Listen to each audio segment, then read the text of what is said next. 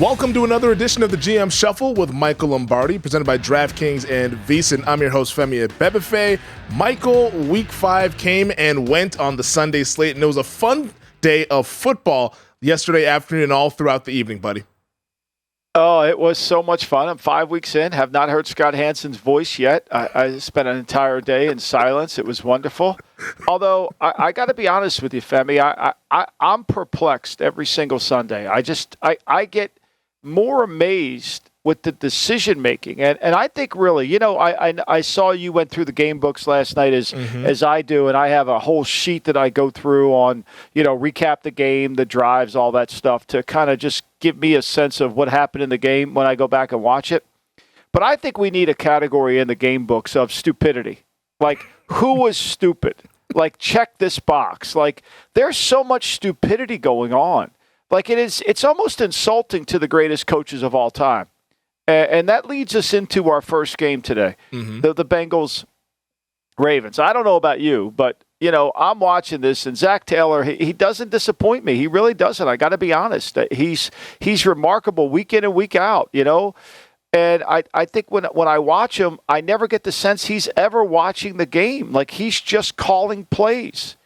And if it wasn't for his defensive coordinator, Lou Anarumo, I think the whole thing would fall apart. I think that guy should be one of the coaches of the year. He's tremendous. He's just absolutely tremendous. He does an incredible job. But what made me think this, Femi, was I'm watching it, and I can remember a quote that I loved by this guy, Jeff Yass, who owns Susquehanna Investments. Now, if nobody knows who this guy is he was a kid from Queens, New York, grew up in the Bronx, went to Queens. He went to Binghamton College. Then he decided he wanted to get into the world of gambling, play poker, and horse racing. And so he moved to Vegas and just using with a couple of his buddies. It's a little bit like the show Rounders, right? Yeah. And so what he did was he went out there and he started doing his things. He took a beating a little bit, but then he took that instinct and that feel for gambling into an investment banking business, right? And so he has a great line. He said, the biggest risk is that you have a losing strategy when you think you have a winning one. Being realistically optimistic guards against making this mistake. Okay, so he believes that you have to look at it from a negative standpoint. The other thing he believes is when you look at it, I'm not a risk taker. I'm not we consider that gambling. The difference, Yacht says, is a gambler is someone who enjoys risk. We don't enjoy risk. We ideally like to take zero risk in our portfolio. So I'm going to ask you, the NFL games are much like, they're all a bunch of decisions that are basically, you're looking at a portfolio and you're managing against the other guy. At what point do you realize you're taking way too many risks with no reward? Like Zach Taylor, you got the ball down there. What are you doing? It's a 3-point game. They have the best field goal kicker in the world, right? Like, you should be collecting points until you can't collect points any longer. And the point that Michael's talking about is the 4th and goal decision late in the third quarter, 2:48.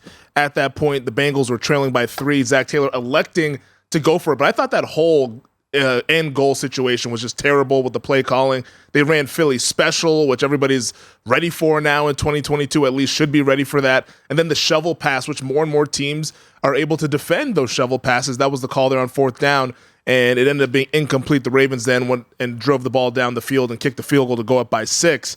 But Taylor passed up on the points there, and funny enough, the ensuing possession with Harbaugh in that drive with the Ravens, they had 4th and inches there at virtually the same spot. Harbaugh elects to kick the field goal, and a lot of folks were saying, whoa, what the hell's going on with Harbaugh? Why did he kick the field goal there?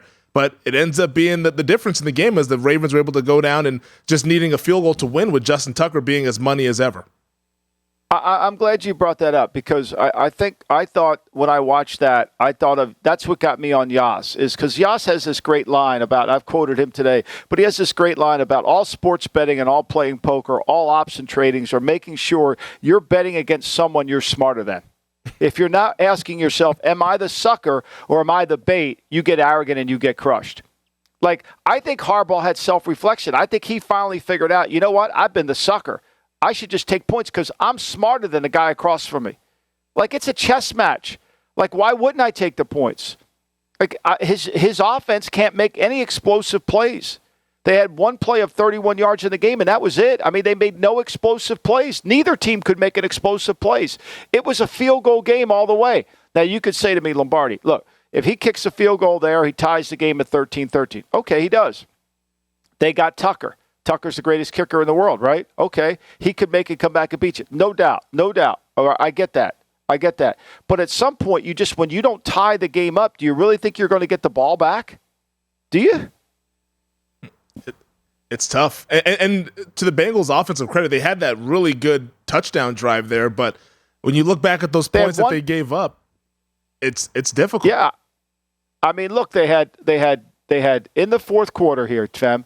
In the fourth quarter, they had one drive, 13 plays, 6 first downs, and they got a touchdown. That was right? They made their explosive play chart. They had one play for 33 yards. That was it. They can't make an explosive play. They can't make one. They can't protect the quarterback. They can't make an explosive play. And they continue to want to go for it on fourth down. He passed up John passed up a long field goal early in the game, right? And he passes up points. Like, at some point, I don't understand this. Mike Brown, who I have great respect for, he grew up in football. He's watching this guy just give games away. Just give games away with his strategy. And if it wasn't for that defensive coordinator, Lou, I mean, I don't know what they would do. I mean, that guy did an incredible job. He does an incredible job each week. He's got to be the most frustrated coach in America. Lou Anarumo is one of the reasons why they made the Super Bowl last year, what they were able to do defensively, especially in those second halves of all those playoff games. And I think the point back to Rounders, which is one of my favorite movies with Matt Damon and the crew, it's if you can't spot the sucker in the room, you're probably the one that's the sucker. and that's, yeah, I mean, I don't understand how we don't take this. Why aren't we spending more time understanding who our opponent is in this chess match? Why aren't we doing that? Aren't we watching the game? Okay, look, I get the fourth quarter's a standalone game. I get that. But at some point when we're watching these games, why are we taking all these risks when we're not getting any reward out of it? I mean, nobody talks about it, but how many games have been lost by not taking the points? I mean, we'll get to him in the next block, but Kevin Stefanski might be the leader in the clubhouse here. Mm-hmm. Now, he's got the analytic department there at Cleveland all behind him. But at what point does the analytical department come out and say, we blew that call? They're never wrong. They're never wrong. And I don't understand, and I don't want to give analytics a bad name because I do think there's a part of it that makes sense. But what about blending and finally looking at the game and figuring that out and doing what Yas says is basically figure out who the sucker is in the room? Why don't they do that? I think blending is the best way to go about it and using those numbers to then help you make those decisions because not every situation is apples to apples. You go against different types of teams. You want to coach in different types of ways, and you've got to try to win that game. It's not a whole wide, broad, large data sample. I think you got to look at these things individual in a vacuum when you go about it. But I think that's kind of where the best coaches use the analytics. When you just go strictly with the analytics or you go strictly with your gut, I think that's when you come into some problems in terms of in-game coaching decisions, Michael. But let's keep it moving, though, because I know the folks, bright and early, the tweets were flying in, Michael. They want to know your take on what we saw across the pond overseas in London at Tottenham Stadium. The New York Giants, Michael, they're back in the New York groove. They're ready to go, man. They're ready to go. Their fans are happy. New York Minute. Where's Don Henley? We got a New York Minute here coming up. Harry woke up just all in black. I mean, look, I would like to present – first of all, shouldn't they knight Don Martindale over there after what he did? I mean, they should just knight the big man. Sir Wink. I mean, that was remarkable. Yeah, Sir. We should start calling him Sir Don. I mean, if Elton John can have a Sir next to his name, why can't Martindale have Sir Don? We'll just call him Sir Don. But yeah, I mean, look, I have been very critical of the New York Football Giants for 5 years, rightly so. Mm-hmm. But I think this should be a documentary on what you must do to give yourself a chance to win the game. The formula is not always going to work, but I think Mike Kafka the last 2 weeks has been outstanding calling the game. I think he's been outstanding. He kicked the shit out of Joe Barry. I mean, literally took him to the woodshed. I mean, Joe Barry was a play late and $1 short on every single one of his calls. He never got the rhythm. And if Joe Barry doesn't believe me, I'll send Big Daddy all his texts. I'll send Joe Big Daddy's text because Big Daddy wanted to leave a lot of people in London yesterday. He was very content with not having them come home. But I thought that this is an example of how do you strategize the best way to win the game and then make adjustments during the game to figure out a way to win the game, right? So, like, let's take it. The Packers had 3 drives in the second half. That's all they had, right? Mm-hmm. And they never scored on any one of them. They had 1 3-and-out. They didn't score on any of it. Rodgers took, which to me is one of the most critical mistakes in football that you could ever take. And if you ever are a quarterback coach that listens to this or an offensive coach that listens to this, if you don't have a picture of a football field in your quarterback meeting room where where you highlight the places on the field where a quarterback cannot take a sack. He just can't take a sack. And where the play caller can't call a risky play. Okay, if we get sacked here, we're out of field goal range, right? So I know it's 3rd and 17, but I mean, right now, if we get 7, we're going to get 3. What's wrong with? I know people don't like 3 points. I understand that, but if we get that, but that's what happens. And all the Giants did was hung around. They're down 17-3. Joe Barry can't get a stop. Can't get a stop.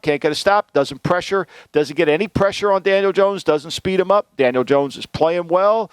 Doesn't turn the ball over, even though he fumbled. He didn't turn it over. Credit to this is an example of how not to lose football games. It's Belichickian 101.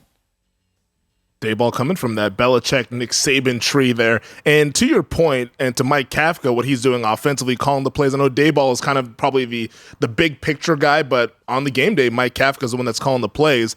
After the first 2 drives for the Giants, which were 3-and-outs for them, they went field goal, touchdown, touchdown, and then safety toward the end of the game when they were just trying to run the clock out Never there. Punted. That's impressive, punted. Man. Never punted. And Green Bay never forced a negative play. Every time Green Bay forced a negative play, they got called for defensive holding, which I thought were legitimate calls. I mean, at some point, aren't you on the sideline saying, look, we got to disrupt this thing now. We're going to have to force this guy to get the ball out of his hands pretty quick. Like, we got to heat this guy up. I mean, he played really well. I mean, he threw the ball. What did they have? They had 52 rushes and completions. Think about this. Okay, rushes and completions, you know how I feel about those. Mm-hmm. And they only had 6 incomplete passes. 6 incomplete passes. Meanwhile, my man over there, as Big Daddy would call him, LaFuck, he's got 45 rushes incomplete. He's got 14 incomplete passes, right? They were 4 of 10 on 3rd down against Martindale. Now, can I just tell you a story? It goes back to when Martindale was in Baltimore. Mm-hmm. This blew me away. This has been one of my pet peeves since I've been doing the pod. Is Martindale's coaching in Baltimore against LaFleur, who's the offensive coordinator in Tennessee, and I think they were 0 for 11 on 3rd down against the Baltimore Ravens that day. And then LaFleur gets the job. Martindale doesn't even get interviewed, right? And I'm like saying to myself, like, wait a minute, did anybody watch this game? How can you hire a guy who was 0 for 11 on 3rd down and the guy who made him 0 for 11 you don't even interview? Like, this is how bizarre it is. Like, we're in bizarro world. Like, I mean, if Martindale doesn't, like, everybody thinks Martindale's Rex Ryan, right? They all think, I've never felt that way. I think he's Bill Parcells. I've always thought he's Bill Parcells. I think he's probably more, gregarious than Parcells, yeah. But what people don't understand about Parcells is how smart Parcells is, right? Like he's really smart. Like he's really smart. And if you're having a conversation with him and you don't bring your A game, you're going to sit in the back of the shed, right? You're going to get your ass kicked. So, like, and that's to me what bothers me. Like these people, like I tried to get Joe Douglas to interview Martindale. And of course, he never responded to any of my texts, but I tried to get him to say, hey, you should. And the word I got back was, well, he's just like Rex. No, he's not. He's really smart. Like, they're not, like, you label people wrongly. It's so unfair. I mean, I don't know if Prince is, if Charles is going to do it, but somebody should knight the bastard over there. I mean, seriously. I mean, who was the first person Aaron Rodgers went up to? Yeah. I mean, he went up to him. I mean, LaFleur went over to him. They couldn't get it. Like, LaFleur's never had success against them. Speaking of LaFleur, losing as a 9-point underdog. Yeah, we got to get to what Big Daddy's thoughts were, because that Packers game, they up 17-3, and we're all watching the game thinking, okay, this is going to play out how we all thought it was going to play out. Packers are going to cruise to a victory overseas. Giants are a little overmatched, but the coaching mismatch that we saw on both sides of the ball, like you've outlined, it was a complete pantsing by the Giants staff of the Packers staff. What was Big Daddy texting you during this game? Because we got to read Daddy, Big Daddy's Sunday was, Big Daddy likes to go for a workout on Sunday before the 1 o'clock games. But this 9:30 threw a little wrench into his fire because, he wanted to watch his Packers. So he was hoping for a big lead. Then he'd go to the gym and he could watch it at the gym while he's on the treadmill with his bandana on, and going through. But so this closeness put a derail on his thing. He's like, Barry's confused again, of course. Got Wildcat bullshit and you let Barkley run free. Like, don't they know that's coming? Rodgers missed a couple throws, but LaFuck is just LaFuck. I mean, this should be an easy win, don't you think? And I'm like, I agree, but they need to blitz more. No, they just enjoy Jones making complete passes. I mean, at what point is Joe Burry going to go that Barkley's the only threat they have out there and he should blitz them? And then he got on this rant. Like, why don't they keep running the ball? They can't stop Dillon or Jones. They can't stop them. And then here's the one that gets me. Here's the one. We should have a sign that says, leave Joe Barry in London, all capitals, right? He can become the next Ted Lasso over there. The Giants, the most points the Giants have scored all year is 21, and they can't wait to score more against us. I mean, you can't make this shit up.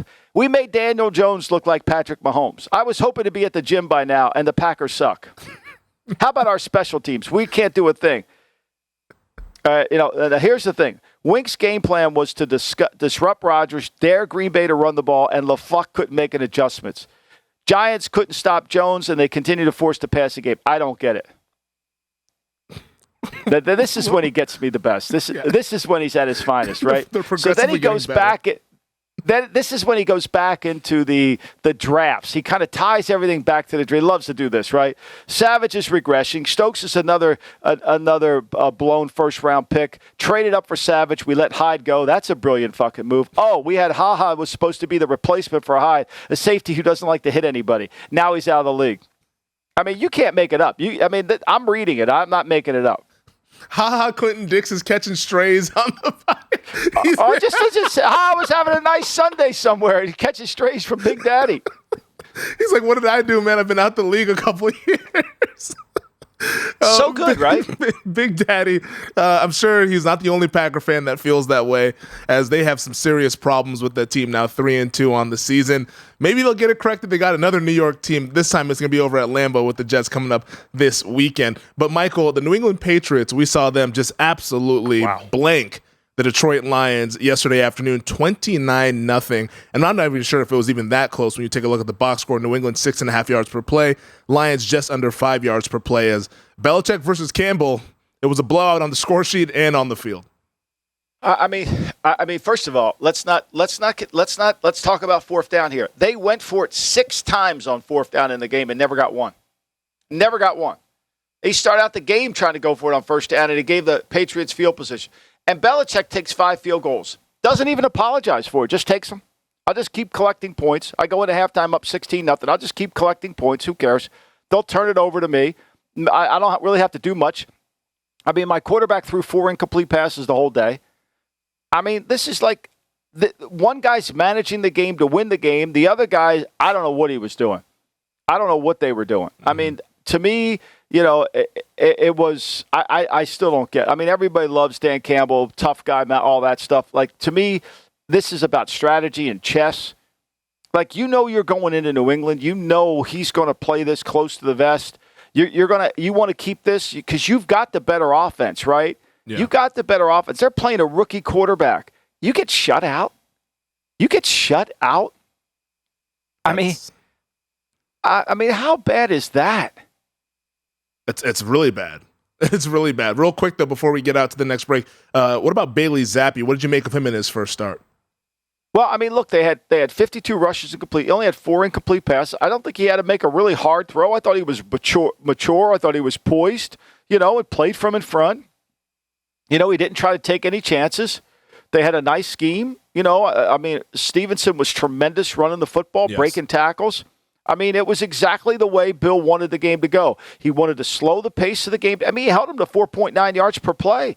Slow him down, grind it out, make them have to play tough, make them have to be fit, make them have to play outside of a 7-on-7 game, which is what they're good at doing. And they did. And Goff reverted back to the Goff when he got pressure. He got sacked, got a lot of heat on him, and then he fumbled the ball in the pocket. And of course, it results in a turnover. All right, Michael, you teased it. Stefanski, Staley, it went down in Cleveland. Get ready. You better get your seatbelt on. That's your boy, Stefanski. You better put your goddamn seatbelt on. I'm coming for him. I'm about to buckle my seatbelt, but first, let's take a break here. This is the GM Shuffle with Michael Lombardi. All right, Michael, the game by the lake yesterday afternoon in Cleveland, Chargers and the Browns. The Chargers end up outlasting Cleveland 30-28. When these two teams play, it's always a lot of fun, but the decision that a lot of folks were talking about is Brandon Staley's decision that ended up not biting him in the butt, but it could have. The fourth down that he decided to go for with 1:13 left to go on his own 46-yard line. Here's what he had to say when asked about it by the media. We'll get your thoughts on the other side. I just wanted to finish the game with the ball. Felt like we liked the play, liked the matchup, knew what coverage they were going to be in, and we wanted to finish the game on our terms on third down. We felt like we had a good run up against that defense, had a pass solution. They defended it well. Then on fourth down, just really felt like, the slant to Mike was going to be the play call there, and just didn't go down for us. But I had a lot of confidence in our defense to go out there and get them stopped, and that was a big motive because we knew they would have to throw the ball to beat us, and we felt like we could cover them. And I love the way that our team finished that game because obviously the storybook would have been just to finish it right there, all right, and to walk to victory lane, but that's not how it went. We had to go play defense, we had to go defend, and our defense ended up winning us the game with that takeaway and that stop at the end of the game. Michael, your thoughts Frank Pantangeli sat in there in front of the center and he said, "Why are you told us this happened with Michael Corleone? Lies, lies, lies. They're all lies. I made it up. That was all made up. That was fucking made up. That's a joke. We went out there and stopped them. They had the ball at your 27-yard line. They missed a 45-yard field goal. It was a little wide right. You're losing the game, you freaking idiot. You never stopped anybody." So they didn't get it closer, but they were going to win. It wasn't going to tie the game. It was going to win the game. Are you kidding me? Like, you're going to say that you went out there and you played defense and we covered them and we stopped the game? Are you going to really say that? They missed a freaking field goal. You gave them a chance to win the game, and now you're telling me, it was all planned. I knew I had faith in my defense. We were going to stop. If you had so much freaking faith in your defense, punt the goddamn ball. Punt it. If you have so much ability to cover them, back them up to the 20. Make them kick a 65-yarder. They already beat Carolina in the opening game on a long field goal. Like, now you're going to give them the ball, and then you're going to insult my intelligence by telling me, we stopped them? No, you didn't stop them. You never stopped them. You didn't stop them at all. Are you kidding me? It's just, to me, it's unbelievable how he gets away with it. It's like, it's unbelievable how somebody could sit there and actually think he did the right thing. It's remarkable. It's just truly remarkable. I don't understand it. Only outdone by Stefanski, who continues to hurt his team week in and week out. He continues to hurt his team. Before we get to my guy Stefanski, we were all watching the Brandon Staley thing with the Chargers play out, and once again, he's rolling the dice. And this is not even analytics. He's just rolling the dice blindly. But what the most interesting reaction that we saw on social media was from his own player, Keenan Allen, who wasn't at the game. He was tweeting on social media. He has the hamstring injury, so he's been out the last few weeks. But Keenan Allen tweeted, "What are we doing?" And that's the cleaned up version of what he tweeted. It was, "WTF are we doing?" What do you make of that? Well, I think, it's like this whole thing. Well, the team has confidence. No, they don't. Kid just told you they have no.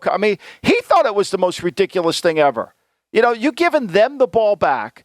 I know they had no timeouts, but they had the ball at your own 45. Mm-hmm. They went 10 yards. They went 10 yards. Okay, you didn't stop them. They gained 10 yards. Like, I could see if you went 4 plays and out and they couldn't even. The guy had a 54-yard. It was wide right. It wasn't short. Like, it wasn't like a hard. He's made them long before. Like, I don't understand. What are we doing? Like, at some point, when do you sit there and say, this is not a smart decision? I wanted to win on our terms, but I had faith in my defense. Well, if you had so much faith in your defense, punt the ball. Like, I don't understand it. Like, you want this guy leading your team? You want this decision maker? Would you give him money to invest for you? Like, it'd be a joke. No. I mean, nobody in the league, there's nobody that think. I mean, he gives analytics a bad name. He really does. It's like we talked about with Yas. It's risk. The guy's made $30 billion in his life, this guy Yas. He's $30 billion, and he doesn't want to take risk. And yet this guy's over here telling us risk is okay. Like, get out of here. Will you stop with that shit? It's all lies. I mean, Frank Pantangeli, cue him up. And then Stefanski, who loves to give points away. I mean, Femi, what did you do when you saw him at 4th and 1 or 4th and inches from his own 25? He goes for it, and he runs some kind of stupid counter miss. I don't even know what the hell that play was. Like, I was just marveling about his quarterback could sneak it, and yet then he takes it out there and he runs and they lose to you. Like, what did you say when you saw that?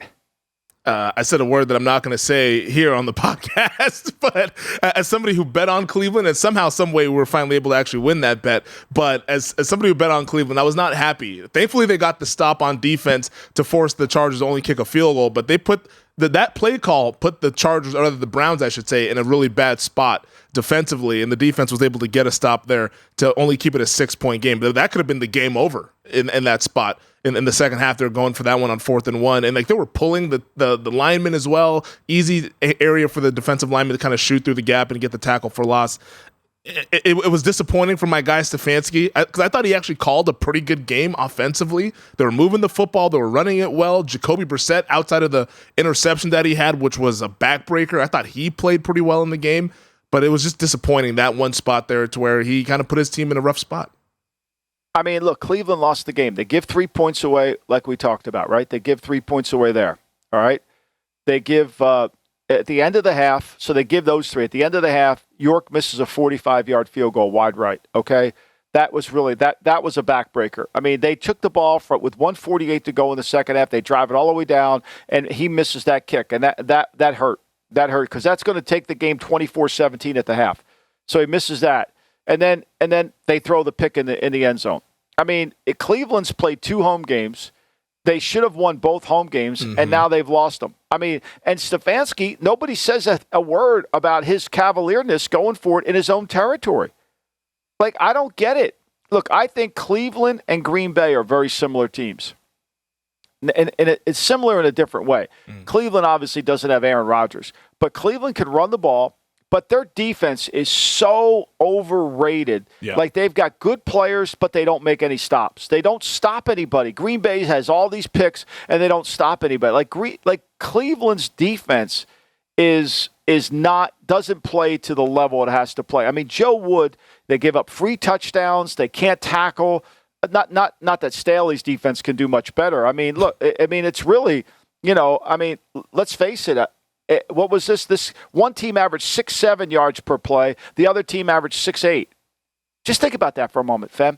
You're going to give the team the ball in your own and you're telling me we could cover them pretty well. You gave up 6.8 per play. You gave up 6.8 per play. Like, you didn't hold them ever. If it's not for the missed field goals, you'll lose them. And the stupid throw that Brissett made, which I thought he played pretty good. I don't know what Brandon Staley's doing. You know who's the best receiver on Cleveland? Peoples-Jones is the best receiver. How about Amari Cooper taking himself out of the game in the last drive of the game? I got to come out. I mean, like, he tapped out. Are you kidding me? It's not what you want. It's not what you want from your number one wide receiver, but someone had to win this game. You mentioned Stefanski's cavalierness. It was only outdone by Brandon Staley, who I guess the football guys were shining down on him yesterday with Cade York missing that 54-yard field goal. You want to know why? You want to know how? Like, his players don't even buy it. Like, no. Like, I could see if Keenan Allen came out and said, "Man, great call, coach. We're behind you." I mean, when he puts out and he knows now, like, this is coming, like, everybody's going to read this. It isn't like, okay. Yeah. He tweeted it to the world. He tweeted it to the world. That just tells us, that gives us insight into their locker room, no matter what no matter what Frank Pantangeli says out there in Los Angeles. So, Chargers improved to 3-2, but I guess it's not looking great for Staley, who I've been out on. But Stefanski, I'm still holding out some hope there, but yesterday wasn't great for him as well. I mean, I don't know how you can hold out hope for. I mean, he does it every week. He's got this analytical department in there. I mean, Dee Podesto, the baseball guy's in there telling him, like, at some point, like, why are we turning down points? At some point, what are we doing here? Like, what are we doing? I know we want to keep the ball. I know our defense isn't very good, but maybe we should play field position here. Like, we're going to give them a field goal? They're lucky they held them to a field goal. They are. They're very lucky there. I don't know how you bet. I mean, to me, I give out the picks every week, but like stupidity, you have to account for stupidity. Like, there's so many teams you can't bet on because of their stupidity. It's flipping a coin.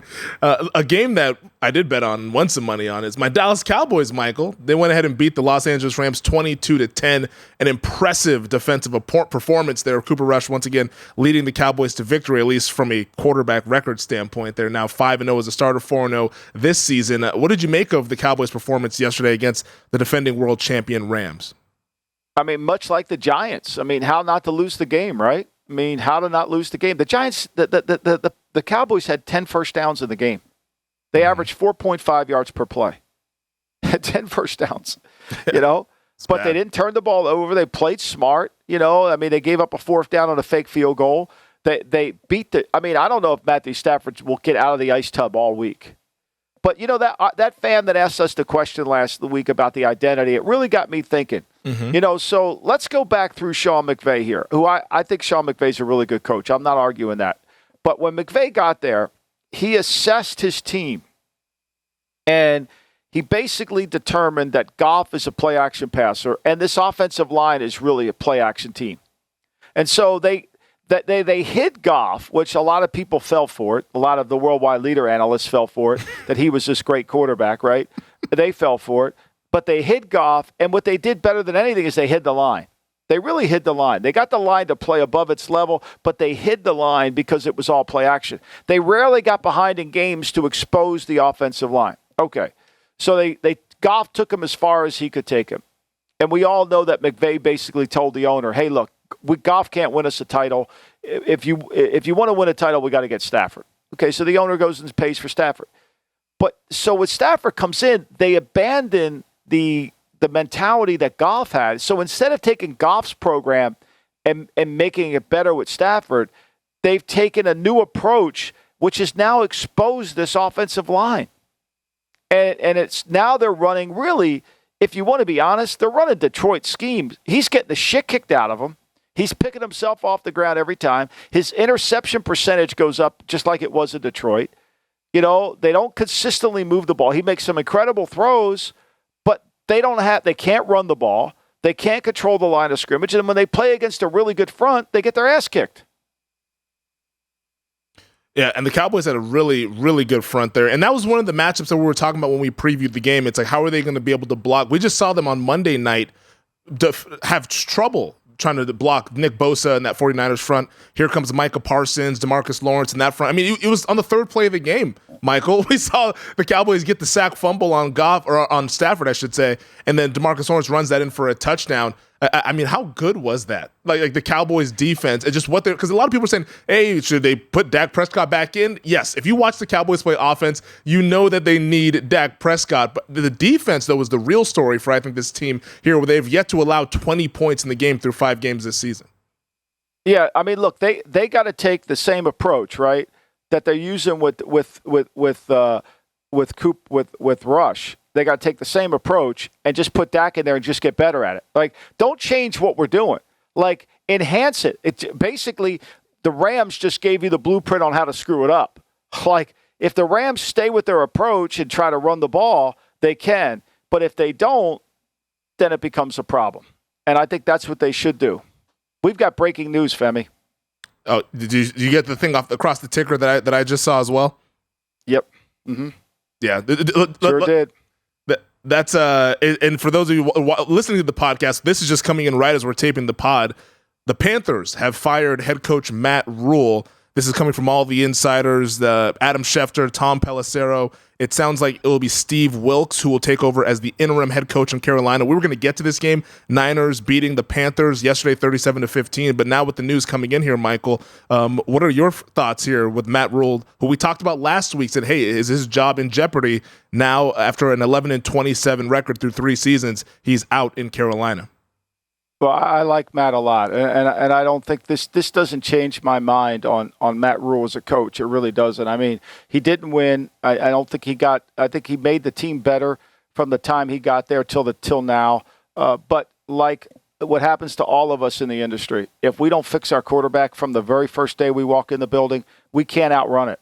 We can't outrun it, and because we can't outrun it, it's a problem. And, and unfortunately, the ownership lost confidence in him. I don't understand. They gave him a 7-year contract, and after year 3, but these losses continue to mount. It isn't like they were playing with a great quarterback and they're losing games. I mean, Baker didn't play very well. They just never solved the quarterback. I mean, Matt will bounce back from this. I mean, this is going to be a hard thing because I think he's really a good coach. I think he's a really good person. I'm not saying that because my son works for him, because I know Matt. I've got to know Matt. I've spent time with Matt.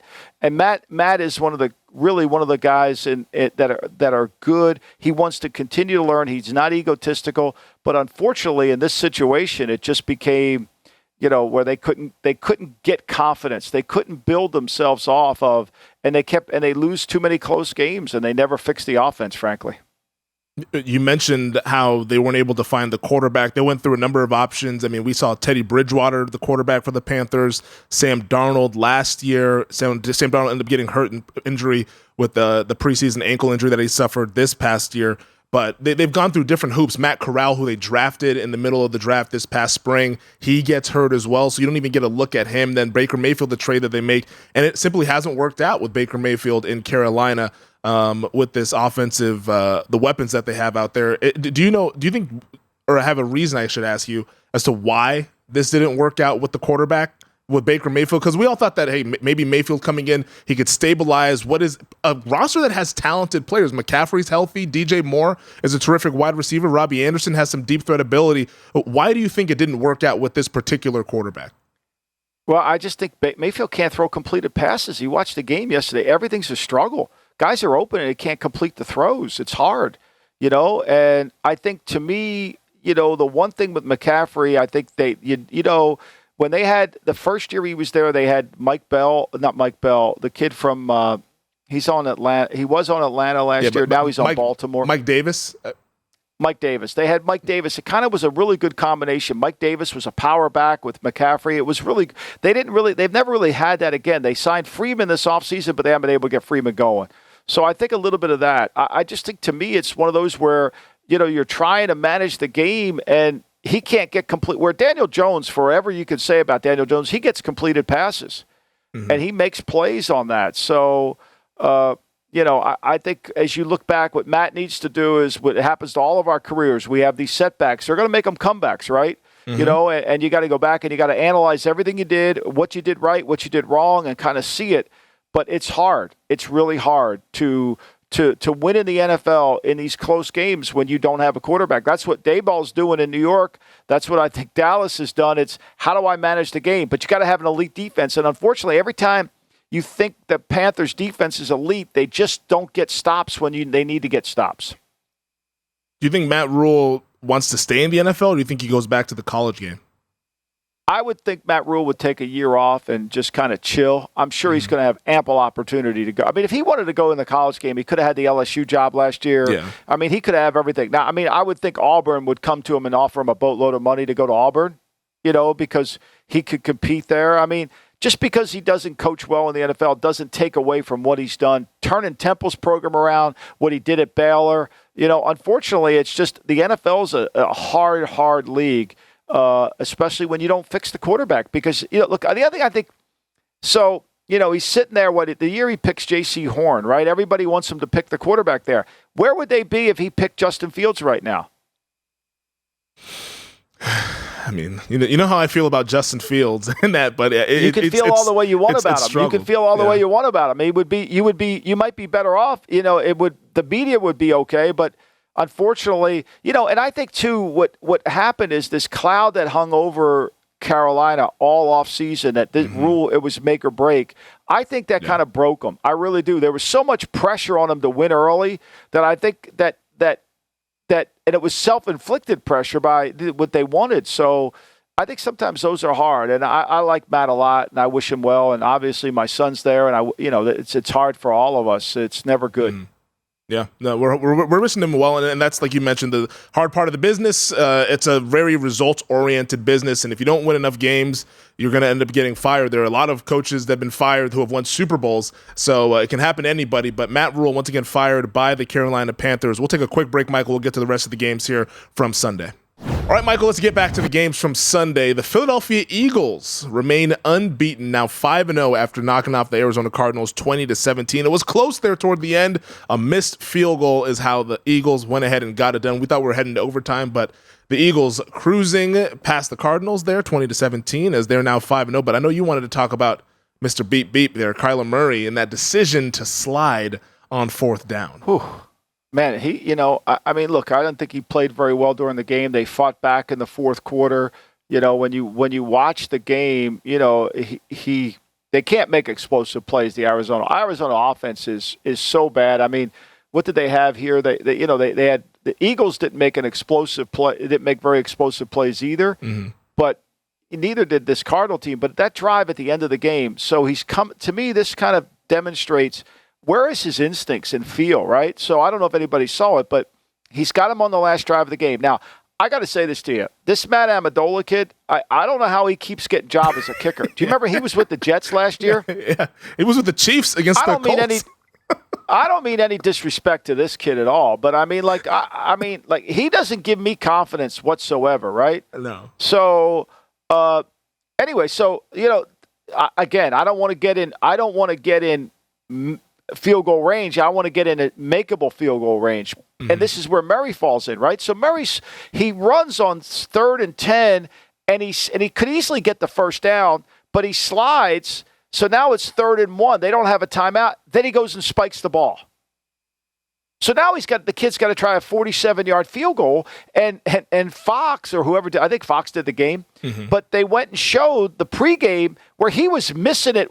Like they showed 3 clips of him missing. I don't know if you saw it. Yeah, I did, of him missing it. Like, and I'm like, and you can blame Kingsbury all you want, but he couldn't go for it on 4th and 1 there. He had to take the tie, and then the kid missed it exactly like he missed it there. I mean, it's just so like it was no feel. Stephen Bond, our producer of this show, and he also does the Lombardi line. He asked a question to me. When Kyler Murray's mama lifted him from the crib, was he a quarterback or not? Is it an instinctive position or not? And I answered, no, I don't think he had instincts. This counselor, I rest my case. This is more evidence he's not an instinctive football player. Because you got to know where the first down is. And when you slid, right, you know the ball's going back from where you started to slide. Now, you know how I feel about Kyler, and we've had our Kyler discussions here on the show.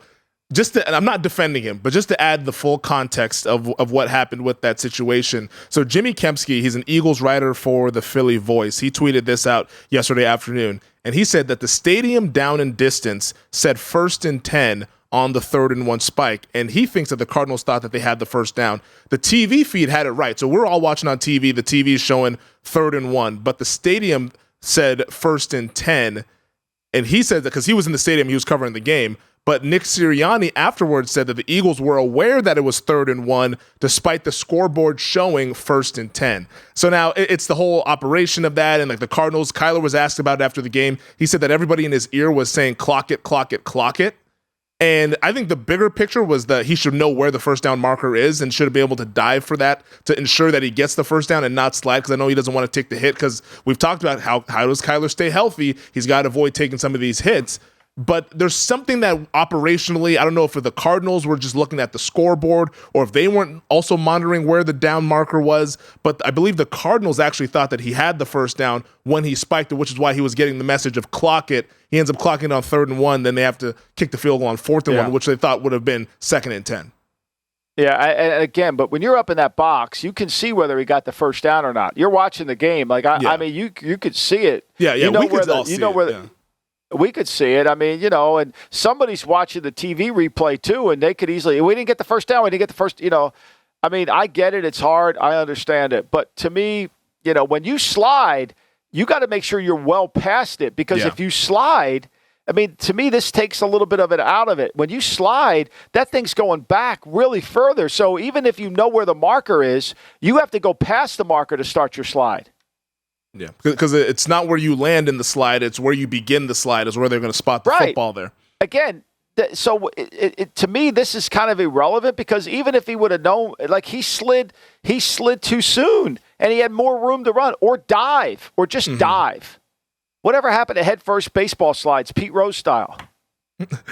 The Buccaneers and the Falcons, Tampa wins this game 21-15. But all the talk, Michael, after the Bucs were up 21-0, they let the Falcons get back into this. All the talk was on the third down play where Tom Brady sacked by Grady Jarrett. The officials call a roughing the passer penalty, thus ending the game as the Buccaneers were able to run the clock out there. What did you make of that call there? Which I thought it was a little soft there, to say the least. I thought it was bad. I mean, look, I thought it was bad. I mean, give the Falcons credit. I mean, they're down 21-0. They fight all the way through. And the Bucs, typically when you're a good team, a 21-0 lead. People say, well, you got backdoor covered. I mean, when you're a really good team, you end up putting teams away. I mean, you find a way. That score becomes instead of 21-0, it becomes 35-17 or something like that. You just put them away. But what happened was, the Bucs had 17 plays in the fourth quarter. They got 4 first down. And if they don't get that lucky call, they may lose the game. I mean, because Atlanta scored 21 points on 14 plays in the fourth quarter. Think about that. Yeah, that's not great for the Bucs defense and all that, what we saw from them yesterday. But they get the fortunate call and they move on. They go ahead and win, and it's an unfortunate situation for the Atlanta Falcons. How about our buddy, though, Michael, Robert Saleh? He said he was keeping receipts after the Jets started to struggle this year. Now 3-2. They went ahead and beat the Dolphins 40-17 yesterday. Zach Wilson 2-0 as a starter this year, so the Jets are looking up here. What did you make of what we saw in the Meadowlands yesterday? It's hard to look, I mean, I tuned the game in, and Teddy Bridgewater's not in the game. I'm like, what the hell happened here? And they give up a safety on the first play of the game, and then he gets a concussion and he's out. And then, they bring in the backup who, I'm sure he didn't get a ton of reps. And I thought this actually was a way closer game than the score ended up being, right? It really was. It was 19-14 at the half, and then it got like 19-17, and then give the Jets credit. They scored 21 points in the fourth quarter. This is the second week in a row. They've scored 35 points the last 2 weeks in the fourth quarter. They put the game away.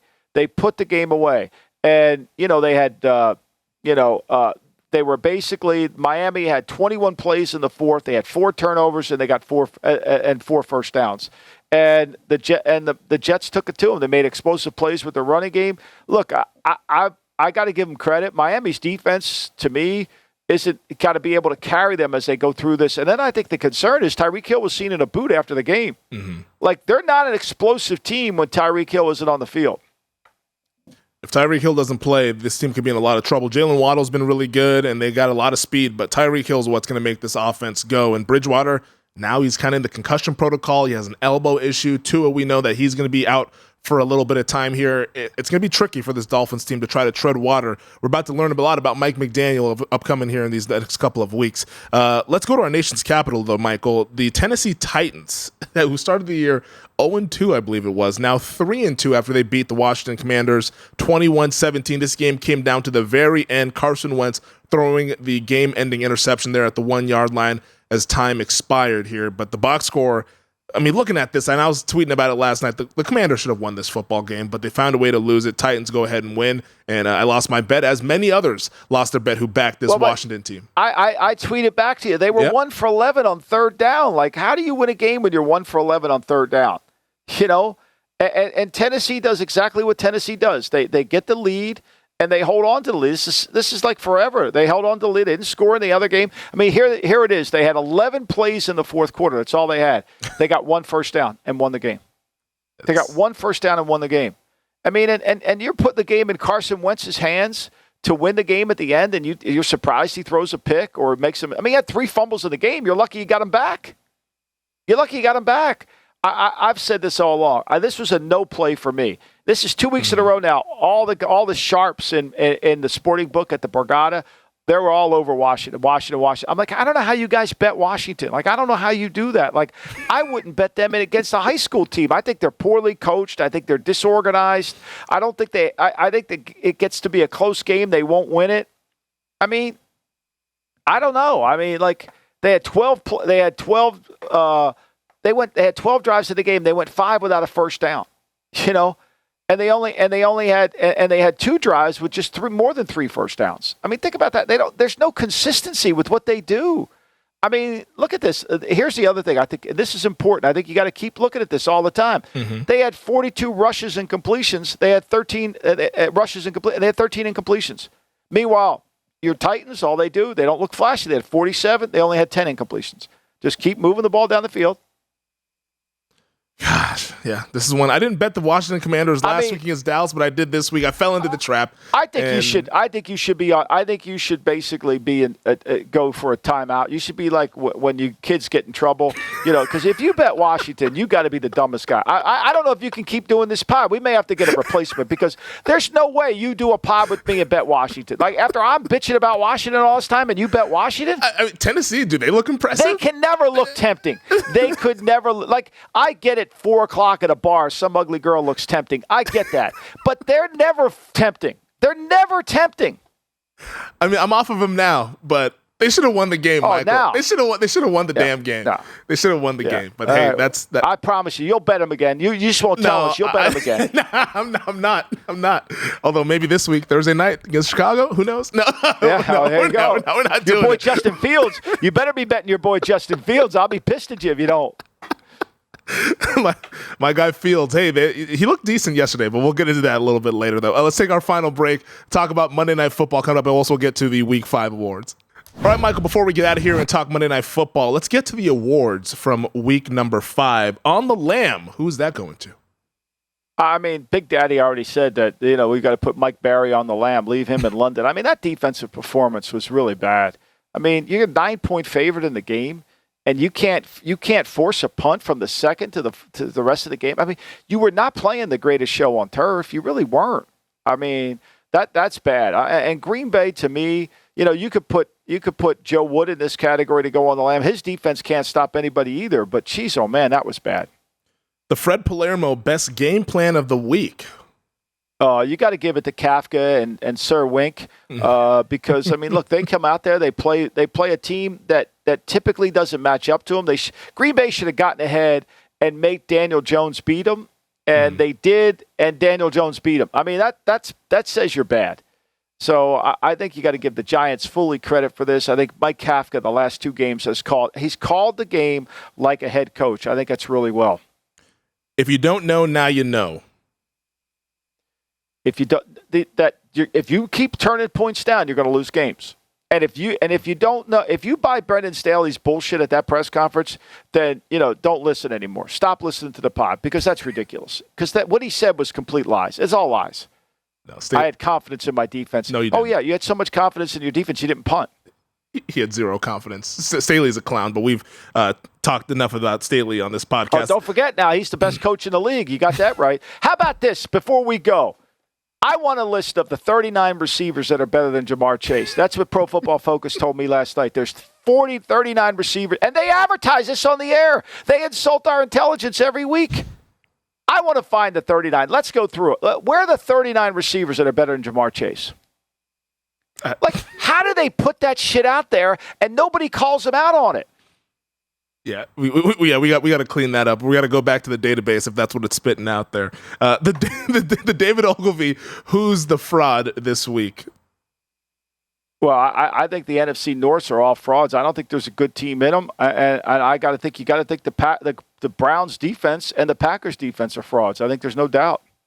Yeah, that's really disappointing. The Packers defense. I thought they were going to be really good this season with all the talent that they have there, the first-round draft picks that we've talked about, the investments that they've made, but they've been fraudulent, which is perfect for this award. David Ogilvy going to the Green Bay Packers, especially that defense. All right, Michael, we get Monday Night Football tonight. Raiders at the Chiefs. And over at our show sponsor, DraftKings, right now, Kansas City 7-point favorites, total of 52. How do you see this one playing out tonight? Well, I mean, look, the Raiders got to slow the pace down. They don't want to get in a 50-pass game against this team. You know, they've got to be able to get control of the game. They got to have a really good first down play sheet, I think, to me, to be able to stay out of those third and longs where Spagnuolo can run some of his stuff. But he's not running as much as that as he did before. And they've got to find a way to do what the Colts did, make plays otherwhere. I think it's a hard game playing in there. The Raiders have had a lot of success playing in that place. It's a hard place to play. It's like playing a game in downtown Moscow. It's hard. I mean, all that red around you, Jesus Christ. So they said, this is stat from Adam Schefter, Patrick Mahomes is 22-3 against the AFC West, the most wins by any quarterback in his first 25 divisional starts. He's also helped this Chiefs offense average 37.4 points per game against the Las Vegas Raiders in 8 starts. Can the Raiders put a stop to that? He's playing really well. Yeah. He's playing really well. I mean, he's playing well. He's dishing the ball. And look, Max Crosby, Chandler Jones, they got to put some pressure on, but they got to take Kelsey out of the game. You know, Andy ran it 37 times last week, which is surprising. This is a tough stretch for Kansas City now. They got the Raiders today. They got Buffalo at 4:30 on Sunday. Oh, yeah. I mean, this is hard. I mean, this will be a physical game. You know, just like, you know, the wear and tear on your body. The schedule makers didn't do the Chiefs a favor here. Our producer, Stephen Bond, says in my ears that nobody's crying for the Chiefs here. Nobody's crying. He's got a big one on deck Sunday. That's going to be a lot of fun. The Sunday afternoon, yeah, Bills, Chiefs. We'll have to give him your seatbelt. I mean, honestly, Bills, Chiefs, and then Sunday night, Cowboys, Eagles. Next Sunday is going to be a whole lot of fun. But this episode, Michael, was a lot of fun. Thank you, as always, to all of the viewers and listeners. Subscribe, rate, and review wherever you get your podcast. Thank you to DraftKings. Thank you to VSiN. Thank you to our producer, Stephen Bond, with us on the ones and twos like he always is. And thank you to you, Michael. It was a lot of fun, man. Thanks, Femi. I appreciate it. We got to thank Clemenza, too, for making an appearance. We appreciate it. And Big Daddy, too. Big Daddy's a hit in every parade. Yes, Big Daddy, we hope all is well. Maybe the Packers can get back on the right side against the Jets this Sunday. But that'll do it for us. We'll talk to you guys Thursday. Thanks for watching the GM Shuffle with Michael Lombardi. And for more videos like this, make sure to subscribe to VSiN Live and the GM Shuffle podcast with Michael Lombardi, presented by DraftKings and VSiN, wherever you get your podcasts.